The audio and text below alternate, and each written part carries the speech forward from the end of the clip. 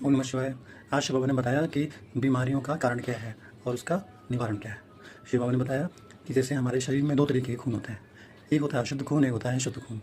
तो जब हमारे शरीर में अशुद्ध खून की मात्रा बढ़ जाती है, शुद्ध खून की मात्रा कम हो जाती है, तो हमारे शरीर में बीमारियाँ बनने लगती हैं, बीमारियाँ आने लगती हैं।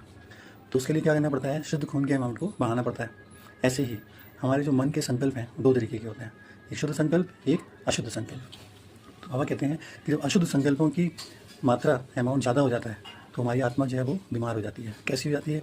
क्रोधी हो जाती है, कामी हो जाती है, लोभी हो जाती है, मोही हो जाती है, अहंकारी हो जाती है। ये हमारी आत्मा की बीमारियाँ हैं। तो पहले हमारी आत्मा बीमार होती है, तभी उसके प्रभाव से हमारा शरीर बीमार होता है, जो कि अनेक बीमारियों के रूप में सामने आता है। तो इसका निवारण क्या है? बाबा कहते हैं एक ज्ञान। ज्ञान क्या? जो सिर्फ एक से कहते हैं ज्ञान सिर्फ एक ही देता है, बाकी जितना भी है सब अधूरा ज्ञान है। ज्ञान सिर्फ एक ही क्यों देता है? क्योंकि एक ही है जो जन्म मरण में नहीं आता। जो जन्म मरण में नहीं आता है वही आदि से आदि तक की सारी बात जानता है। तो सत्य ज्ञान सिर्फ वही दे सकता है।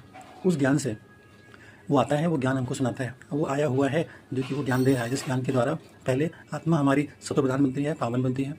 आत्मा से बीमारियाँ खत्म होती हैं। जब आत्मा से बीमारियाँ खत्म हो जाती हैं तो ही फिर उसके संग के रंग से, यानी आत्मा के संग के रंग से हमारा शरीर यानी जो 5 प्रकृति है वो भी हमारी निरोगी बन जाती है। और जब हम अपनी प्रकृति को निरोगी बना लेते हैं तो हम प्रकृति जीत बनते हैं।